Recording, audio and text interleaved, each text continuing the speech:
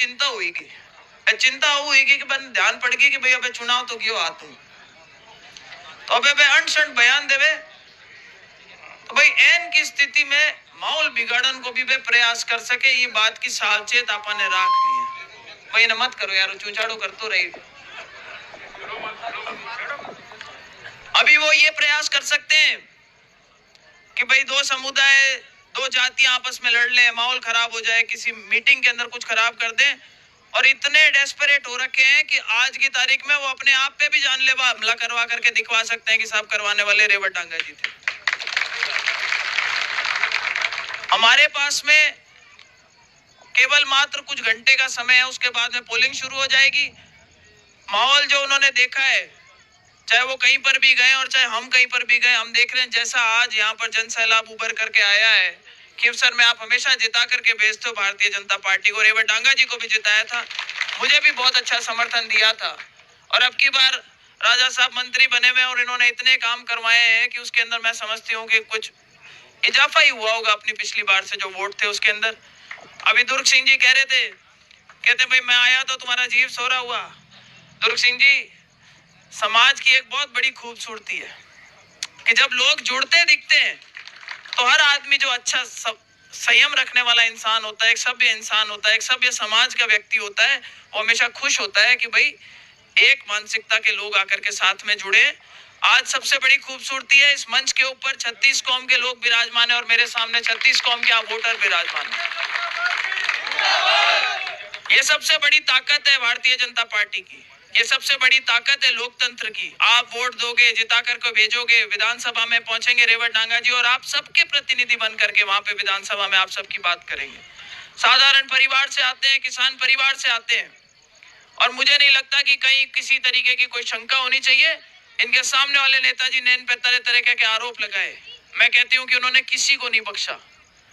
उनको समाज की बेटियों का कभी उनका सम्मान नहीं कर सके, समाज के जो बुजुर्ग थे उनका सम्मान नहीं कर सके, दूसरे समाज थे उनका सम्मान नहीं कर सके, अपने कार्यकर्ताओं का सम्मान नहीं कर सके।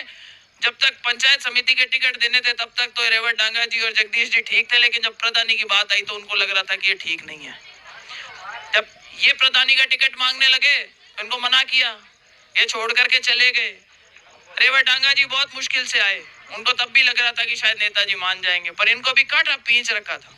और अब किस तरीके के बयान दे रहे हैं कि ये रेवत डांगा जी है, ये मेरे कपड़े इस्त्री कराया करते थे, मेरे बूट पॉलिश किया करते थे, मेरे पानी की बाल्टियां भरा करते थे, और बोलते हैं कि भाई नाचने की बारी आएगी तो इनको नचा लो, पैसा कमाना है तो नचा लेंगे, कि मिर्ची बड़े में बिक जाते थे। मतलब कितनी आदमी की गिरावट अजब है। मंच पर बात करो, आप ढंग से बात करो, सभ्य बात करो।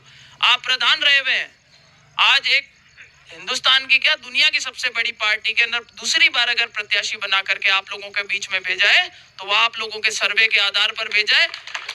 आज जहाँ कहीं जाते हो अपन देखते हैं कि पॉपुलर है बहुत ज्यादा, हर आदमी चाहता है कि भाई सरल स्वभाव के आदमी और ये जीत करके विधानसभा में पहुंचे, ऐसी मानसिकता है सबकी।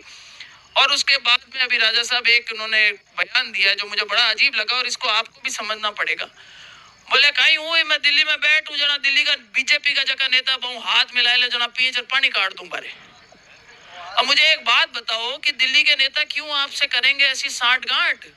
वो जमाने लद गए, दुकान खाली है, शटर डाउन है, और बची कुछ 13 तारीख को जनता कर देगी। क्या बोलते हैं, मैं असली जलवा दिखाऊंगा 13 तारीख के बाद, कि 13 और 23 के बीच में देखना रिचपाल मिर्दा जी और जगदीश जी के लिए सबसे विशेष तौर से पीछे पड़े में। अरे क्या दिखाओगे, 2008 से तो मुझे देख रहे हो, आप कहाँ गई मैं, यही खड़ी आपके सामने। तो भाई किसी तरीके का कोई भय नहीं रखते हुए हम एक सकारात्मक राजनीति, एक सकारात्मक सोच, 36 कौम के लोगों को साथ लेके चलने वाली राजनीति करना चाहते हैं। खीवसर में एक साफ सुथरी राजनीति हो, और मैं तो इतना ही कहूंगी, ज्यादा से ज्यादा वोट दें, जिताएं।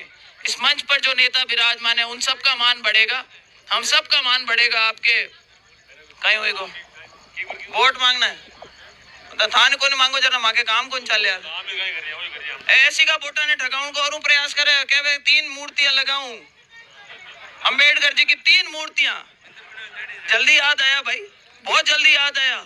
पूछो इन नेताजी से, मैं मेरे एससी के भाइयों से पूछना चाहती हूँ, पूछना कोई सामने खड़े होके, कि क्या 2 फरवरी 2011 में आपने कोई ऐसा पत्र लिखा था सरकार में जिसमें आपने कहा था कि एससी के लिए जो आरक्षण है वो खत्म कर दिया जाए, और उसके बाद वो जवाब दे तब बताना मुझे। ये उनकी असलियत है, ये उनका असली चेहरा है। ऐसा कोई सगा नहीं जिसको उसने ठगा नहीं। तो इस बात को याद रखना है। जो अपनी पत्नी उनकी एक भाषण में बोले, वो बोले, कहती है कि भाई, मैंने कहा बच्चों का देखभाल कौन करेगा? तो बोले कोई नहीं, बुआ जी को फ्री कर रखा है, बच्चे वो पाल लेंगे।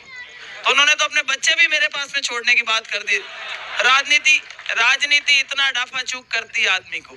तो भाई अपने को ज्यादा से ज्यादा वोट देने, 13 तारीख को अपने वोट पीछे नहीं रह जाए। बीजेपी के अंदर एक ही कमी है कि अपना वोट जो है वो निकल करके बहुत दूर जा करके कास्ट होता है। तो अपने पोलिंग परसेंटेज पे ध्यान दे देना।